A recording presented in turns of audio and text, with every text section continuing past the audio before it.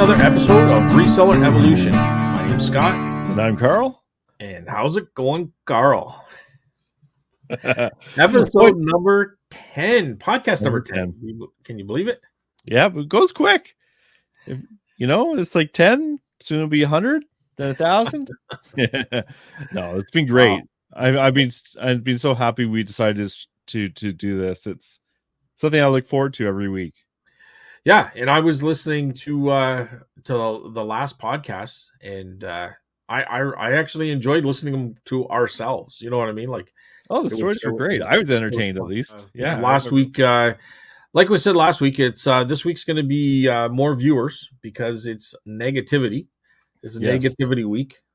Last week was positive week. So all the horrible things that people will enjoy listening to as we cry and pull out our hair about the horrible things that's happened. Yeah, if this was a video format, I would you would see me hang my head in shame for what I'm about to say about all this stuff. So, I mean, overall, it's not. I mean, in the big scheme of things, it's not too bad. But there's times where I just shake my head at myself. Yeah, no, and I bet you we're going to continue to do bad buys in the future. It's part of the gambling that makes it a little fun too, right? Like when you buy that big box of ephemera and you go, well, I hope there's something good in there. Often you don't know. And it takes a while to research that stuff. And then you come back, it's like, oh wow, that menu is worth $50. Yeah. And sometimes it's like, wow, this stuff is worthless and should be shredded immediately. Yeah, well, especially if there's like mold and stuff like that in there. But yeah, for the most part, I don't know. I just I enjoy buying the bigger lots just because I think it does kind of dilute the risk a little bit. But you sometimes you just don't know. You don't know what's in there, right? So it takes that certain amount of experience and eye to kind of lower the amount of times that you make mistakes. But I think if you're not making mistakes, you're not taking enough risks. And I think, and I do emphasize calculated risks. And I do think you're not picking properly if you're not making mistakes. Does that make sense? Yeah, I think that's great advice. Like, I will forever buy the ephemera lot, just hoping there's something good in there, if it's cheap enough, of course. Yeah, and I think, and you have to get you can't just necessarily look everything up as well, especially when you are doing those bulk buys. Yeah, and I think you learn. I think you learn more from your mistakes. You know what I mean? I think you're like, well, I'm not going to do that again. You know what I mean? So I think you get, yeah. Okay, that's 10 times. I'm not going to do that 11 times. Put it that way. Okay. Yeah. But okay. How was your week, Carl? Yeah, it was a good week. Like, I'm continuing down the path of, listing all the big stuff, and the stuff has been going out the door, and that's great. Like, I've already sold like 3 or 4 guitars since last week when I said I was going to list them, and they've been sitting around my death pile for a long time. I also exciting times. I also did my accounting, so I got the last 3 or 4 months of accounting, so that was fun. I'm preparing for the tax season, so I figure, well, I'll at least get some of this stuff done. Not complete, but yeah. And I've been doing a little bit of thrifting, not as much. Haven't been finding a lot of the stores, but that's okay because it's like, I've been going through my cameras too. I have a lot of cameras. Oh, good. So sometimes with the digital cameras, they have to be tested, and sometimes they might not have SD cards or stuff like that. And I've been dealing with that. How has been your week? My week has been very busy. We just finished up filming on Tuesday, and it's one of those things. Like the girl that kind of runs the show, at least in this area, and really kind of make sure everything's good, and I've got all my invoicing and everything's done and ready. Right, just kind of connects. She asked me if I would be interested in doing this again. And I kind of paused. Like, I was like, I just did 2 days back to back, 4 items, so 2 each day. Yeah. And there was so much research I did the night before the second last day and then I get home and then I'm researching till all hours of the night for the next day. and my brain was just numb, and I wasn't sure if I wanted to do it again at that point. But Hey, a lot of pressure there, and you want to give a good job. well, it's funny you said that, because after I got a recovery time, I would definitely do it again. I just wanted to make sure that was there. I would definitely do it again. So it took me a day of recovering and just to let my brain kind of thaw out. And you did say pressure. Like, I wasn't nervous at all. They made me feel really at home and comfortable. And good. They're almost like instant family. You know what I mean? Yeah. It kind of really relaxed you, and yeah, it was really that connection, right? It's like we knew each other forever, and you're doing stuff you enjoy. Like, the bottom line is, you're not being forced to do this. You're doing this because you want to do this, and you like sharing information, obviously, already. Just now it's going to go through the editing process. They got tons of stuff to edit, and just watching some of the shows previously done. Like, I mean, they do quite a bit, right? So there's a lot of research. There's a lot of stuff going on behind the scenes now to put these shows together. Yeah. But it was a lot of fun, and the people were great. Like, I mean, so they're going to probably text me a photo, but we got a whole group photo and stuff like that. And oh, wow. And yeah, so whether they have me back or not, that's up to them. But if not, I'd still like to help out, whether it's finding items for them or whatever. But if they have me back on, I'll tell you this for one thing, is I know the system now. Yeah. And learning the system was kind of like a little bit shocking, because you come onto the YouTube channels or you come onto the podcast, you're just kind of like throwing your information out there. You're just throwing you're just kind of brainstorming and spewing out crap. You know what I mean? What's kind of worse that's going to happen when you do a YouTube channel? No one watches. Okay, that's fine. That's right. and I'm self-editing, so I can kind of cut my own stuff out. Yeah. But it's really hard not to get inside your own head, because you really don't know what's going on. How are they perceiving it? Of course they got to be positive, because they don't want me to all of a sudden turn on myself in a negative way. So they got to keep being positive about it. That's just the professional part of it. But I'm really, trying to find out, really, am I doing a good job? Like, I don't know. You know what I mean? Like sometimes I just like, wow, I really kind of said that. That's awesome. And other times I'm like, how can I not get this out properly? Like, what the heck is going on? Right. Well, the nice thing, is that they're used to dealing with people who haven't been in front of a camera before.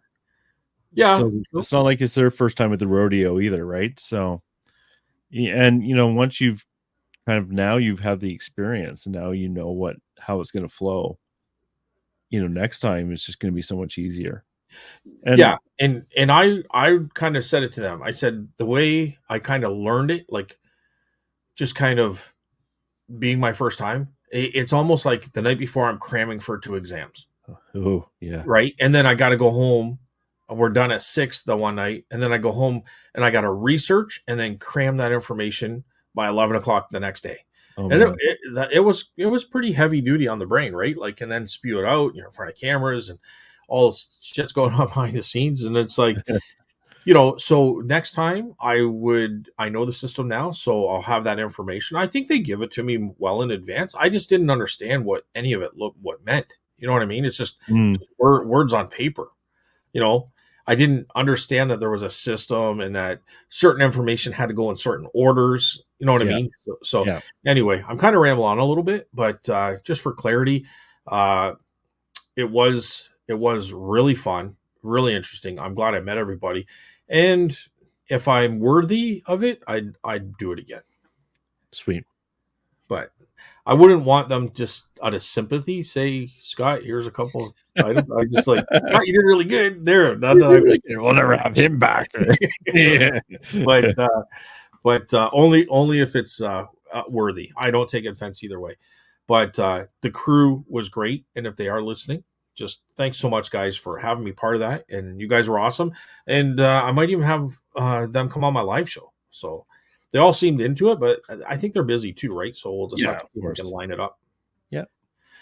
So I won't ramble on too much more. Sales have been great in the booth. And I had another great pick. I'd talk to you about it. I'll probably show some of that on Sunday's show. Yeah. But, stars right now are aligned in my corner. I mean, there's many times that are not, so take advantage of it when they are. But everything's flying on all cylinders right now. Oh, that's really good. Yeah, I like my sales have been good for the last week or two. I'm happy. Everything's great. It's really warm outside for some unusual reason. So all that hopeful stuff. But should we take all this positivity and just turn it upside down now and Yeah, I mean, go we're just shake gives our heads a shake, and then yeah, all negativeness, right? all So negative from now on? Yeah. yeah, but I'm gonna say my negativity with a smile today because things have actually been not too bad. So yeah, so today we're going to talk like we talked about last week. We're going to talk about kind of bad buys, Yeah. and there's a few that stand out in my mind, but I won't go too much into it. I'll just go into it one clip at a time. We'll just go back and forth like last time on the good buys. If you want to check that out. And by the way, we are here every Friday at 10 Yep. a.m. Every We're on Friday. Yeah. Spotify or YouTube. We have accounts on both, and we usually upload this 10 a.m. Friday mornings. So, Carl, you go Right. first, bud. Okay. So some of these aren't going to be lessons learned as much as anything. So I remember when I first started, I would go to the Value Village and go to the Baggy Wall, and I can't remember the brand of the pencils, but there was a pencil set there, of high end pencils. And I was so excited. I was like, oh, I'm going to make, not a fortune, but like 20-30 bucks off this set. And this is a lesson I learned a few times. That it's like you spend the money, you don't look too closely, you get it home, and I opened up the set, and it's completely empty. Value Village, those so-and-sos, they sold me an empty case. There was other stuff in the bag, which is why I didn't realize it was empty. And that happens sometimes. This is a bad buy, and it's kind of one of those lessons I learned over and over again. Though, is that Value Village will happily sell you an empty box or uh, a box containing other stuff. So it was one of my early. It wasn't like breaking the bank here, but that lesson I've learned and relearned a few times. So that's my first little bad buy. How about you, Scott? Uh, well, the first bad buy I want to talk about was one that monetary is questionable whether it was a bad buy. Size, weight, effort, and just pure work was insanity. I don't know why I did this. And even the price was too high. I paid too much for it. I mean, I paid. I'm pretty sure the number was 150 bucks, and it was a large jukebox, probably from the 80s, and it had nothing in it. The guy took all the guts out of it, but it had the Yeah. flashy lights and everything, and it was in good shape. And it was kind of like a disco kind of theme to it. And he put in a Bluetooth system in it, Okay. and it was okay, but honestly, this thing was just heavier. Like it was like almost the size of a car and weighed almost the same. You know what I mean? Oh gosh. Yeah. So so I kind of fell in love with it right at the bat just because of the flashy lights. You know what I mean? I like flashy lights. Yeah, flashy lights, music. How can I go wrong? And then so we come to the price, pay them, and then I had to move this thing, and I'm like, oh my god, what did I Mm. do? So I kid you not, it took four of us to put it on the back of my truck. He had a couple of guys there, Yeah. and this isn't a word of a lie, Carl. I don't know how I couldn't do it to this day, but I was by myself, and I had it home, and it's sticking out of the back of the truck, and I'm like, I don't want it to get rained on. I brought that in my house myself. You know, Oh no. yeah, like almost broke my back doing it. Um, we got it into the house, and we thought, you know what, we'll use it, right? Like Oh yeah. I don't know what I can get for this thing, honestly, like 200 bucks, 250, like I don't think I could have got much more. And who's gonna buy it because it's so heavy, right? Like I'm gonna put it in the booth, and no one's gonna be able to get it home. So anyways, it just ended up to be a weird situation. I ended up giving it to my cousin, and uh, three of us got it into his truck, and then out of his truck and downstairs. But yeah, I think that was a big, like, even if it was free, I think it was just not worth it. You know what I mean? No, like it's like those big arcade machines. They look awesome and cool, but they weigh a bloody ton. Or like I remember my brother-in-law, he got one of those like old TVs, the tube ones, but it was like an HD TV. That thing must have been, I don't know, hundreds and hundreds and hundreds of pounds. You could barely get it out of the basement, even for free. Yeah. You shouldn't take some of this stuff because it's like it's just not practical. I think did you say pinball machines? Well, yeah, yeah, I said before, like even pinball machines or those Like, arcade machines that okay. look really cool, I it's a lot of work. I think I would take a pinball machine. I think Yeah, maybe you could take the legs off. You could have, I think the coolness of that would be worth it. Just grab another person. I'm telling you, this thing was square, and yeah. it was. I think it was made Awkward. of lead. Like it was like I'll tell you, I rolled it to the truck and I held on it as much as I can as it was sliding off the back of the tailgate. And it Oh got no. a foot from the ground, and I got it come out of my hands, right? And it hit that ground, put a dent in the ground, but it didn't even affect the machine. Like it was just it was like it was unbelievable. So then I just pulled the truck ahead and then turned it and got it down, and then I slowly wiggled it up the three steps and got into the house. It did actually have wheels on it, so once it was in the house, I could kind of push it around. But to lift Looks it good. up and you couldn't push it on the grass, right? With the No. wheels, they just sink. But yeah, it was just a bugger, and I conscientious of anything like that again. Yeah, it's like it's funny how sometimes when you make a bad buy or you're trying to convince yourself of a buy, you're like, oh, I'll use it. It'll be great in the house. Yeah, But it's like, yeah, sometimes it's not about that. Sometimes you're just trying to justify the buy as much as anything else. I think also, like, if you're gonna move something like that, you really want to be paid really well, like yeah, yeah, yeah. because yeah, just pre-show, I hurt myself by moving my arms above my head. That's when I'm at the stage of life I'm at. And because I used to bug you before about buying that heavy furniture and stuff like that, but this thing sounds like it's even a step beyond all of that. Dude, heavy furniture is a piece of cake to this thing. I can't Yeah. even explain. It literally was like a little car. Like it was so heavy. Um, I just think maybe the moral of the story is be cautious. The flashier the light, maybe you have to be more cautious. That's all. Shiny things, Yeah, yes. shiny things. Ooh, shiny. All right, Carl, what do you got? Okay, so this one I've fallen into the trap. So if people don't know Vero, it means that you can't. A company said that you don't have rights to sell a product, and you get banned from selling it. So for me, one of those things was actually not toner, but ink, HP ink cartridges. If you're still allowed to sell that, there's some good money in that stuff. And but eventually I got a Vero that says if you sell this HP ink, not toner, but inkjet ink, you're gonna have your account suspended, right? They're pretty good though. It's not like they're gonna suspend you on the first chance. But it was about a year ago I came across a bunch and it looked like toner, and it wasn't toner though. It was ink, an HP ink.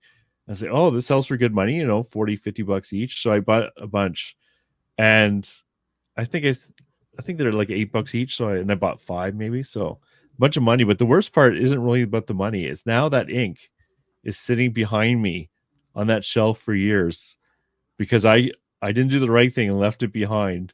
I had let greed take over and I bought it anyways. So this was a case of not only did I waste the money, I now have wasted inventory space sitting on it and it's still there. um for Vero, I also got it like affected for like Whirlpool cartridges, filters. It's not a filter, it's a cartridge. But actually, eventually I sold it locally, but it was the same thing. I can't leave this thing behind. It's worth $50. I can't sell it, but it's worth $50 and it's $10. So now I just walk by them and cry a little bit as I go by. But yeah, Nice. that's gonna happen too.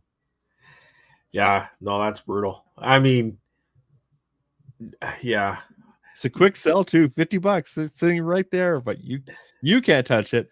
And the worst thing is you see everyone else selling them online on eBay. It's like they haven't had their account shut down yet, but eventually they're just like me. I dodged the HP ink bullet for a long time, and other people said they have been viral. It's like, well, it didn't happen to me, and then one day it happened to me. Yeah.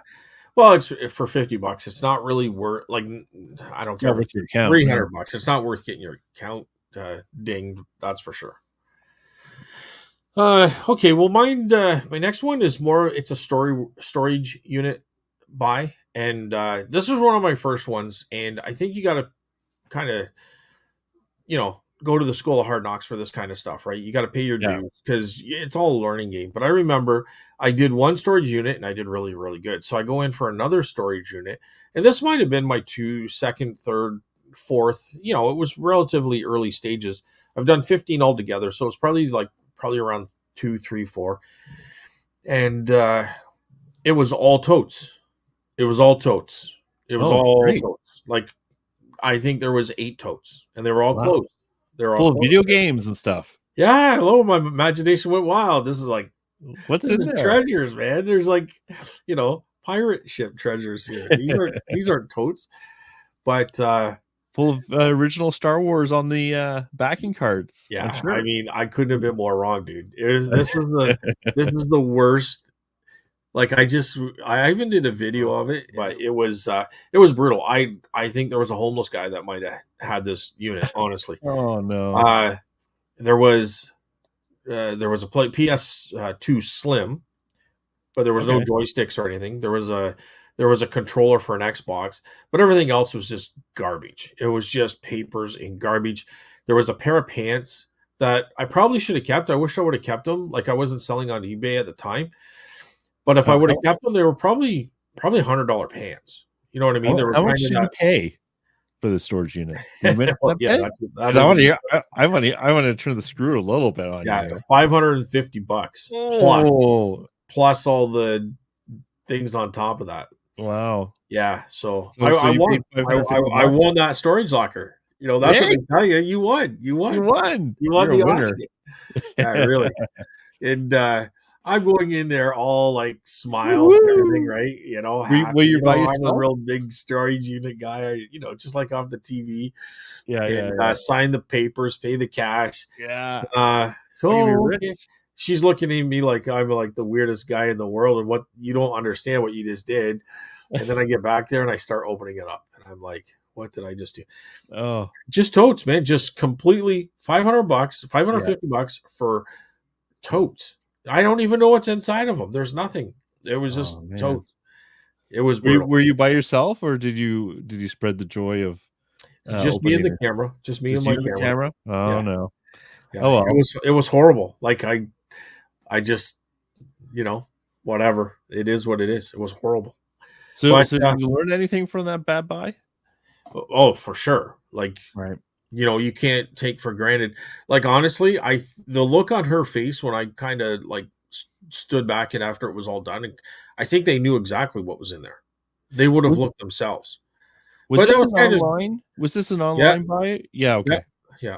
The only thing is, it was beginning stages, and you watch a lot of Storage Wars, so you're always thinking, oh, and these totes, there's got to be something, right? Yeah. So, I mean, I wasn't going to go too much more than 500. So, like 550. But, like, I shouldn't even have been in the game. I shouldn't have, like, maybe $20. That's it. You know what I mean? Yeah. So it was really, really dumb. Really dumb. And it's $550 I'll never get back, right? So, I mean, other than the PlayStation, I don't know if it worked or not. I can't even remember.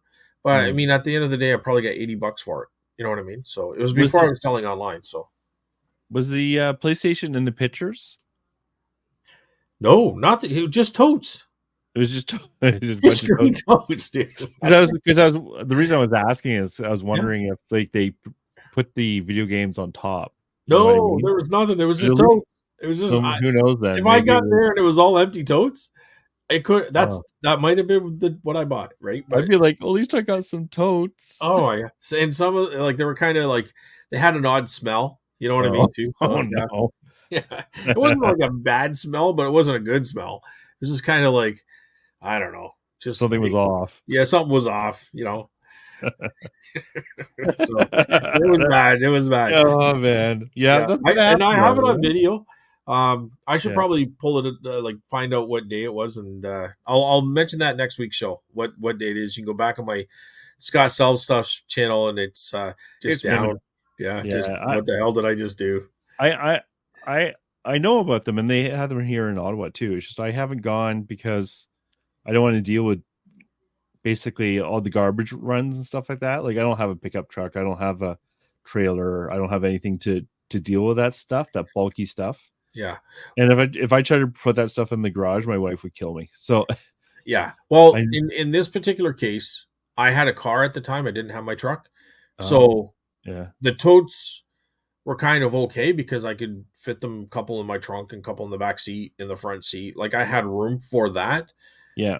but it was a very small, probably 5 by 10, 5 by 5 maybe type thing. Okay, so it wasn't huge. I think it was like a 5 by 5. Yeah, it wasn't huge. Yeah, it doesn't get smaller than that, I think. But so you paid $10 like a square foot or Square foot, yeah. It's one of those hang your head in shame. something. Anyway, That's cool. what's up, Carl? What's your next one?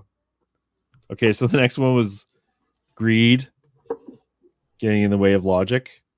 So another Value Village find, baggy wall, and they had all these bags just full of jewelry, and they're obviously things like beads and necklaces and stuff like that.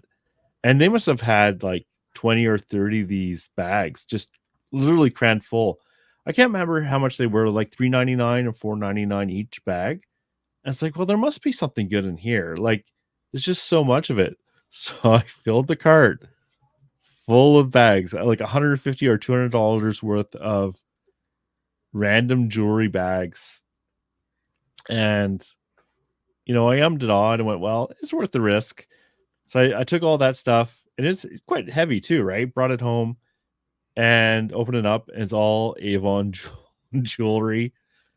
Like I thought, well, maybe there'll be like some silver in here or something that can pay it back, or maybe even gold or something. But no, it was all just a bunch of junk jewelry. And how much have I listed? None. Is it sitting over there in the corner? Yes. Has it been sitting over that corner for years? Yes. Was the $200 wasted? Yes. Was it a learning lesson? Well, yeah, I wouldn't touch that stuff again. Like, there's no way. Like, I'd be a little more careful. I think it was early on too, but it was greed. It was Yeah. just greed because I thought, well, it's like those I'm sure you've seen the random jewelry jars that they have. Like I have bought one in the past, just for the sake of it. It's kind of like gambling too. Yep. I know people who buy those jars see something, at least one thing in there that's going to basically pay for the whole jar, and then at least you're going to get your money back, and maybe you'll find something else good in there. But this wasn't even a case of this. This was just greed of like hoping that there must be something good in this. And Avon jewelry has no value. No, What I really should do is just put them out like in big lots of like weighing a certain amount. Like, when you're shipping, there's kind of like jumps and weights in terms of costs. So what I might do is make lots of the stuff just before a big jump. And that way I can just get rid of it. Otherwise, it's going to sit in that corner for another 20 years. Yeah. So yeah, that was a bad buy. Sometimes this is a case of sometimes you can buy a bulk amount of stuff and you can't look through it all, and you have to hope for the best. And this was, I don't mind those normally because it's kind of a calculated gamble. Some of my best bets have been those, but this was a case of not doing my due diligence and just buying one bag, maybe taking it out to the car and checking to see what's actually in it, rather than buying the whole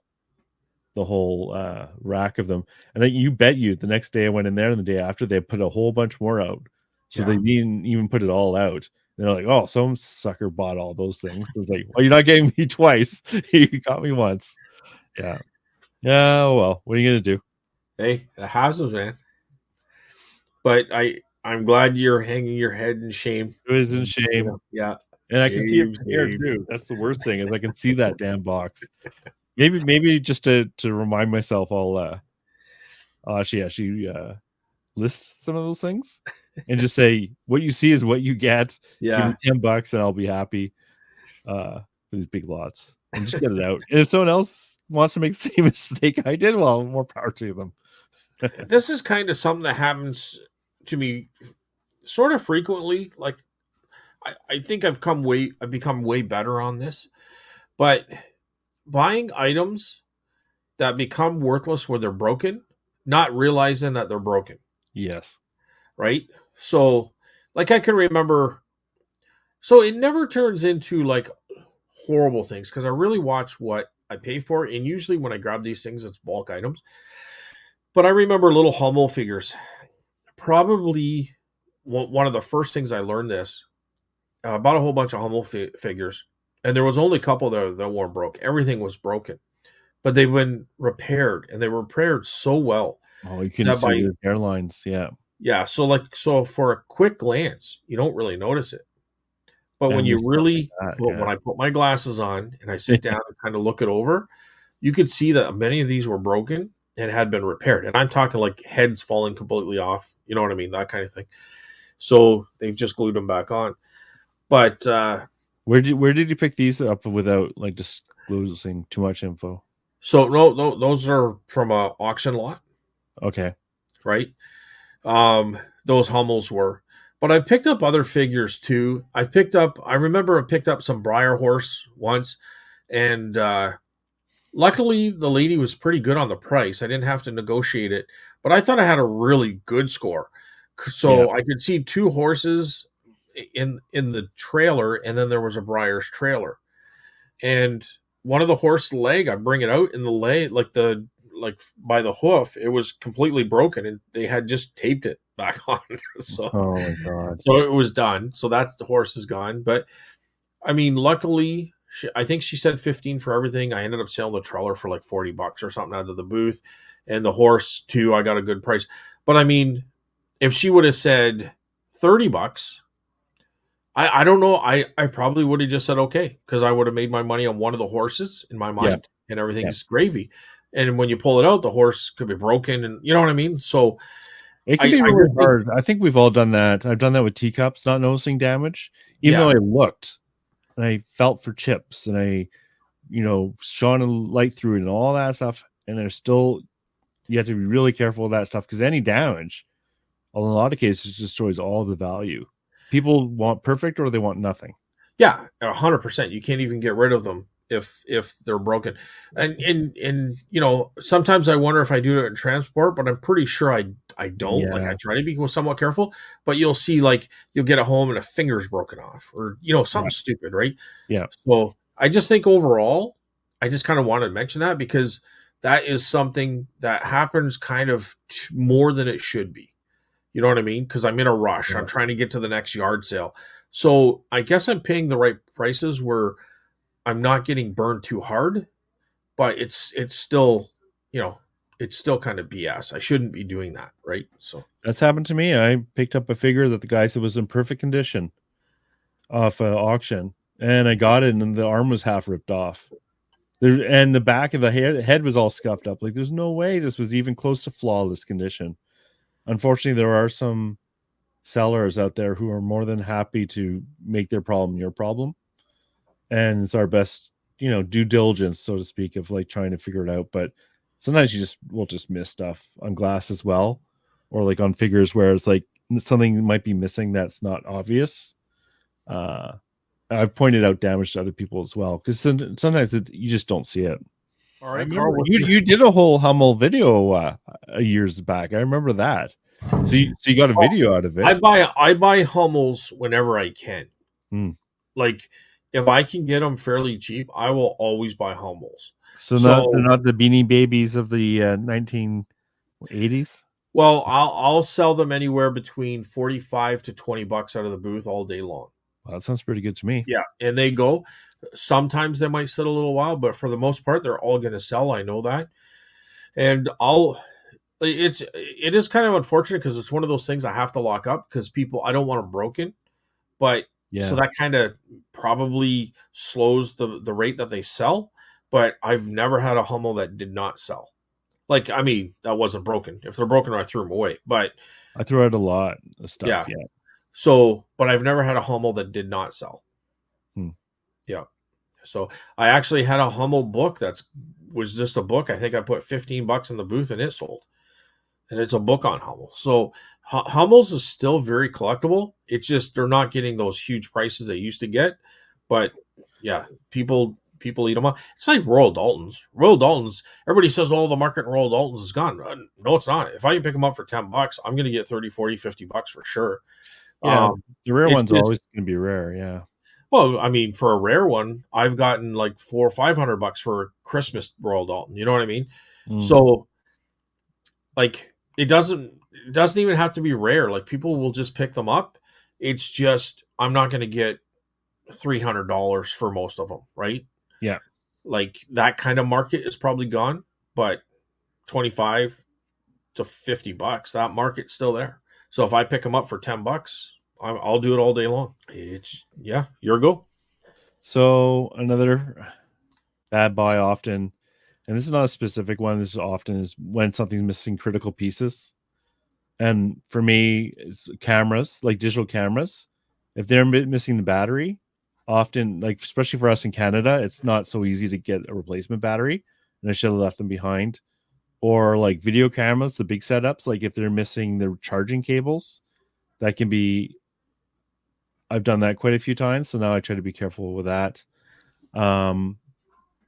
Or sometimes like you'll find like a toy set, and you think it's the big set that's in part like for example, the Grayskull, like the big play set. Yeah. Like finding the outer shell is not a big deal. It's finding all the little tiny pieces inside that's the big deal. And you'll comp it and you'll say, oh, this is worth like $80 for the whole set. But what you don't realize is the shell's worth like 10, and all the rest of the valuable stuff that's in there is being stripped out or is just missing. And I definitely have done that, where it's like, instead of looking too closely, I kind of like wanted to buy and kind of convince myself of the buy, and it's missing pieces. And like I said, that can be for cameras, that can be for board games, that could be for play sets. And sometimes you don't look closely enough, or even like things like VHS DVD players. Sometimes all the value is actually in the remote control. And like, so you'll pick up without the remote control, and then you find out the remote control's worth 50 and the DVD player is only worth like 20. So, I've definitely fallen into that trap. Have you had the same kind of thing where you've like missed out on something critical that it should have been in there? For sure. Yeah, without question. Games were a big one. I kind of stay away from board games, and kind of we discussed that last time. Like there's a few, but I stay away from puzzles. Oh, puzzles, yeah. Puzzles are bad. I mean, like Star Wars figures. I bought a whole Star Wars figure lot, and it seems if they don't have their weapons, they're kind of really hard to sell. You almost have to lot them up. But if they have their weapons, they're worth a lot of money, right? So that's another case of the weapon being worth 30 and the figure's worth 10. Yeah. So I've done that with Star Wars. So I've definitely done that for sure. And it sucks. Yeah, it does suck, doesn't it? But or sometimes you get the reverse. Like you find a weapon and you're like, oh man, I can't just like chuck this or donate it back. I need to ID it. It's nice. The IDing part can be such a waste of time. Yeah. But hey, like the He-Man, some of those swords are worth like 30 or $40 for those little plastic swords. Yeah. If you can figure out who they belong to. I'm pretty sure I have a collection or two of like random weapons and stuff, like in little bags in my storage bins, because I got bored of Google lensing them, or frustrated with Google lensing them after a certain amount of time. But I can't just throw them away because there might be that valuable thing in there. Yeah, that's the worry. Okay, so my number 4 item is, again, it's kind of like a blanketed thing, but it really irks me when I get home and I notice that the battery compartment has totally been corroded. Oh yeah. And I think I got a piece of gold and then I got a piece of garbage. Yeah. But I mean, it happens a lot with cameras, so now I'm really, really checking the compartment. But I mean, just just toys. Like I remember buying just you get it in a box and it's like a really cool toy, and you open the battery compartment and it's completely corroded, right? So Yep. I mean, that kind of stuff just irks me, and it's no one's fault but mine. You know, like or you'll get a clock, it's corroded, it runs off the battery, but it's a nice old 1980s kind of look to it, Yeah. but the clock's garbage. You know what I mean? Sometimes you can fix that corrosion. Like I'll take Q-tips and alcohol, rubbing alcohol, and if it's not bad, I can actually clean that up. Yeah, but at the same time, it's if it's worth $30, is it worth your No, time to try to mess no, around with it? You know no. what I mean? Yeah, I'd only do that if it's worth a bit more, Yeah, or if it's like very light. but you thought When it I was open worth. it up and like the batteries exploded in the compartment, it's just full of like probably that toxic Yeah, yeah. material. I don't even know what it is. Looks like a volcano. It Yeah. just, you know. But and it's no one's fault but mine. I just, I can't blame the person I bought it off of. They might not even have known, right? Like, Oh no. right? It's just I open it up and there it is. Or something's broken and they don't know. Like I bought, or you hope they don't know. Like I bought like a camcorder, and then I asked, "Does it work?" "Oh yeah, it works up, powers up fine, blah blah blah." And I get it home, and the touchscreen didn't work, Yeah, and it's a known issue with the camera. Like that's that type of camera, completely not even worth it for parts at that point. I have a feeling they knew, but I don't know that, right? yeah, But you just kind of get that. Yeah, that felt a bit off. You know what I mean? yeah. So I don't know if there was even a way of saving myself in that situation, because if I powered it up, it would have worked. The only way is to pay very little. Yeah. That's the only way. So it's a bit of a gamble, and you just got to kind of weigh out that gamble. Now, if the camera, say you had to pay $30, but it sells for parts and repair at $50, you did good, right? I mean, you took Yeah. a little bit of a gamble, but you're going to get at least break even at the end of the day. So. Yeah, and that actually takes me to my fifth and final bad buys is Walkmans. Okay. I would say about 75% of them do not work. And it took me years to figure that out with that math. And now it's like they're so tempting whenever I see them. But now, I've done bad buys, like buying them for like $10. They don't work. They just get trashed, or they more likely get put into the death pile back there. Now, but I did learn a lesson from those bad buys, and that the lesson was, if you don't know if it's going to work, check it out for parts and repair, because often it will still be worth it even then to buy like some Walkmans, even for parts and repairs, as long as they have the back clip, can sell for 30 or 40 bucks. So if if it sells for 30 bucks and you're paying like 10, I'm willing to take the gamble on the chance it will work. And if it doesn't work, at least I'll get my money back plus a few bucks, right? So I try to look at it like that as well. Yeah. And there's a lot of different categories like that where parts and repair, or even for parts. Like I picked up a board game this week. I normally would have checked it, but I didn't for whatever reason. But if it's not complete, it doesn't matter too much because I actually have the parts, like I mentioned in another show, to complete it. So kind of like, yeah, if you're going to know there's a good chance you're going to make a mistake in a buy, at least have a way out of that buy. Yeah. Do not buy projects. I think that's the beauty of eBay is there's Yeah. always that option, right? Parts and repair can really save your butt sometimes. And you know what? I mean, I could have used this on the last week's show, but I remember I paid $15 for a remote control that was for a dump, like a trailer that lifts and dumps. Yeah. And the remote control as parts and repair, and it was probably working. I got like $350 or $325 or something. I remember that one. Yeah. Yeah. So, if it's working, it's worth $1,400, right? So I could have probably sold it as working and got away with it, but there's no way to test it. I put batteries in it. The compartment was luckily cleaned, and I could push a couple buttons and make lights show up, but there's no way of testing it other than that. So yeah, and I do. In fact, I just packed something today, a central speaker, and I had no stereo here, actually, no way testing it. So instead of getting the $50, and then I'd rather just get the $35 or $40 parts and repair, saying I literally did not test it and no returns, Yeah. and sell it that way rather than waiting forever. Because sometimes what we're tempted to do is like, oh, we're going to fix it, or we're going to, how long is it going to take to fix the battery compartment? And you end up buying projects. Yeah. And I highly recommend people stay away from buying projects unless you happen to be that type of person, because Yes. we all want to be that person. Yeah. But when it comes down to it, like often, no, it gets put into a pile. Yeah. And that kind of ties into my next and final item, but it's if you start creating too many piles, you're going to run out of room. Right. And even though it might be a good buy, if you don't have room at home, it's a bad buy. And I'll tell you why it's a bad buy for me, because there's many times I've had to put stuff outside. Oh no! Right, and the sun and rain, just the weathering elements of the weather, like, can destroy items very quickly. Especially in Canada. Yes. So you might have a great buy, but if you ain't got room to put the stuff anywhere, it's a bad buy. And I do that all the time. I had a really nice, like, I'm really ashamed to even say this. Oh, like, no. it's so bad. I don't know this story, so I'm looking forward to hearing this. It was a really nice, and it's not the only thing that happened, but I'll tell you this one. It was a really nice drop leaf table. Oh. And it swiveled, like the legs swiveled. Yeah. So it kind of run off two legs, and two legs were lifted.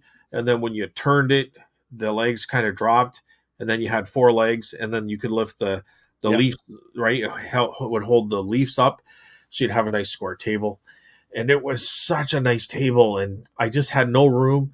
The booths were full. Downstairs downstairs here was full. And so I left it outside. The sun started rippling it, and I like walked by it, and I'm getting pissed off, and I'm like, it was just a disaster.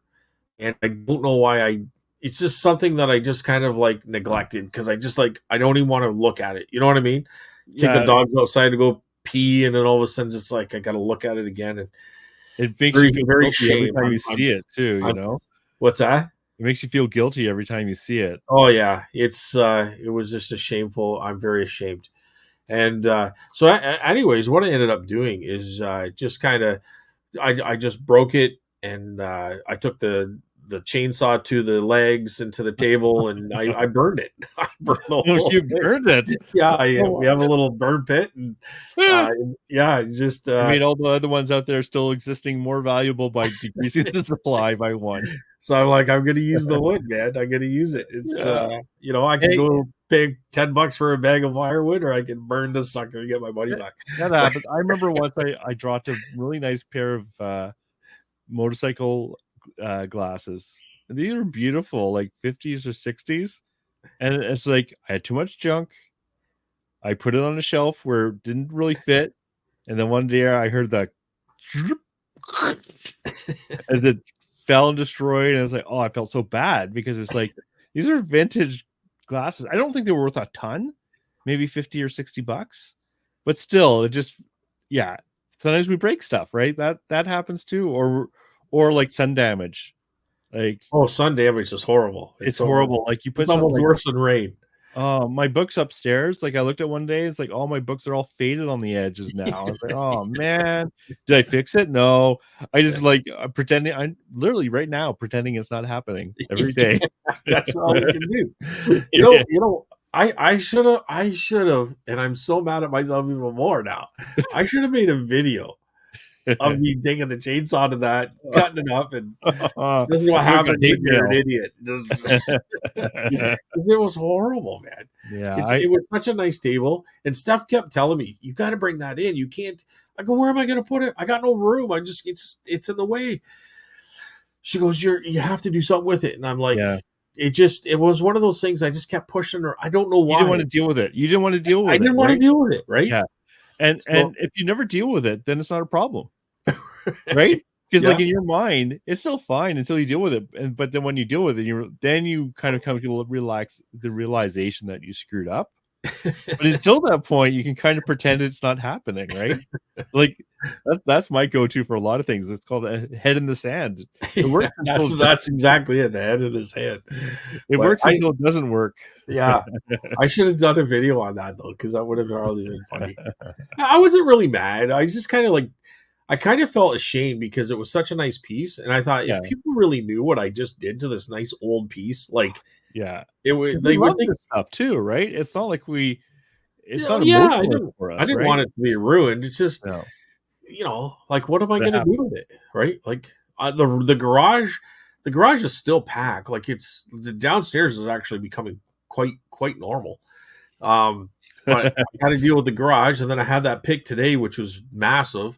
Yeah. So now You I'm gonna rebuild be it. I'm gonna be back to trouble again if I don't be careful. There's nothing outside, is there? There is, but it's so it's going to auction tomorrow. So it was Okay. in the truck ready to go tomorrow, and then I got that pick, so I had to go Yeah. do that today. So I unloaded the truck. Oh So no. now I'll unload, bring the stuff in that I picked today, and I'll just reload the stuff outside, put it in the back, and tomorrow it goes to auction. So there's at Sweet. least a plan for that Because stuff. we had that flash freeze tonight, right? Are we having a flash freeze today? Yeah, we are. I don't Going know. from like plus 10 to minus 12 or something, and then If it wasn't for this Oh, wow. podcast right now, I would have already had it in the truck. So as soon as this is done, boom, I'm gonna go finish that up. So awesome. there definitely is a plan, but sort of, because actually tomorrow I gotta go back and get the rest of the stuff. It never ends. So I gotta run over, take it to auction, which is like it's a half an hour there, half an hour back, go pick Yeah. up the other stuff, and then I'll have a full truck again. It's just It insane. never ends. It never is. But you don't want to say no because this stuff is No. like so awesome, right? So You'll regret it if you say no. yeah, I will regret it. And you say no once, you might not get that opportunity again. So, but anyways, Carl, there's my shameful admissions. So No people can learn from our lessons. yeah, I think I got to start another YouTube channel called Shameful Admissions. Yeah. Hopefully not too many episodes of that to go Yeah, through. yeah, really. But yeah. Anyway, I don't know. I don't know. I know that I'm kind of like gone into a different zone because I know there's a band around here. They call themselves Nocturnal Emissions. So Okay. so I didn't want to go that route, but anyways, hey. But anyways, that's about it. I don't know what else to say. Yeah. Thankfully, we don't make these mistakes too often. Like you Yeah. said, if you can buy it cheap enough, then it's like, okay, you lost 5, 10, 20 bucks. It's when you lose the 200 bucks like I did on the Avon, it kind of hurts. But Well, people get sort of it back. here's my rule. If you sum it all up, Right. don't buy anything just because it's shiny and flashy. Yeah. Don't buy totes thinking they're full of gold. Yeah. Really check your items over so they're not broken, or the battery compartment's not exploded. Yeah. And if you don't have room, kind of really judge whether you should be buying something. Try to buy small things. It'll make your life so much easier. So how would you sum your 5 items up? Oh, you just stole that stuff, but for me, I think that's great. I think don't buy projects. Projects, yeah. If you don't know if it works, pay little and make sure you can get your money back at least for parts and repairs. Do not trust Value Village and open stuff there. Because they will happily sell you empty boxes. I've caught them doing it, so they've done it elsewhere. Try not to buy if you can't find any comps, be really careful when you're buying something that's not old or vintage. Because sometimes you convince yourself you're going to use it or you're going to have it. And really, you shouldn't be doing that unless it really is. Especially if you haven't bought anything for a while, the temptation of buying anything starts to gets real strong. So, and don't overpay. We're not here to buy retail. We're here to buy it wholesale. That's what I would say. Yeah, no, absolutely.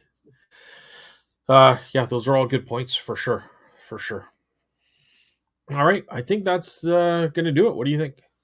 Yeah. Are we going to tease at a topic for next week? So what do you think our topic should be next week, Carl?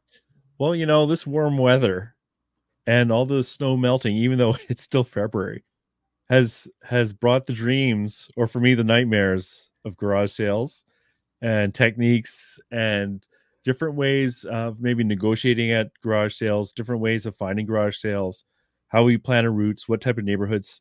So I think, it might be interesting, especially before the garage sale season, to actually talk about ways to handle garage sales, especially for me, because I spend half my time complaining to you, Scott, about how horrible garage sales are. So I'm looking forward to that episode as well. Yeah, I'm 100% on board with that. We'll talk about yard sales. I got lots of stories about yard sales. We can share some stories, and I know you have nightmare stories because you'll text me and call me and Oh man. But yeah, I mean, for sure, I think I could do a whole year just talking about yard sales. So to have a show on it, I think that'll be great. So that's a great tease. So thank you everyone for listening to this episode of the errors and the downfalls of buying as well. The shame. Yes. Thanks, All everyone. right. All right. And we're here every Friday at 10 a.m. on Spotify and YouTube. And what do we ask the listeners to do, Carl? We like the comments, the likes, the subs. I got you last time. I couldn't get you this time. And if you do enjoy it, let other people know we exist, because it would be nice to have a few more viewers and get our subs up and all that lovely stuff. Just to create a bigger audience is always a lot of fun too. For sure. And if you want to add anything, like maybe your story, and here's another thought too, Carl. In the future, if you guys want to add your stories or experiences, and let us know if we can put your name out there. But I'm sure if you're doing it in a live comment, maybe we'll have a show eventually once we get enough, and we'll just talk about people's situations and experiences. Oh, that'd be awesome. Yeah. Okay. That sounds great. Yeah. So leave that there and comments below. And thanks, Carl. Thanks so much. And thanks for everyone for listening. Any final words, or that's pretty much it? No, that's it. Thank you, everyone. Have a great week. See you next Friday. Bye.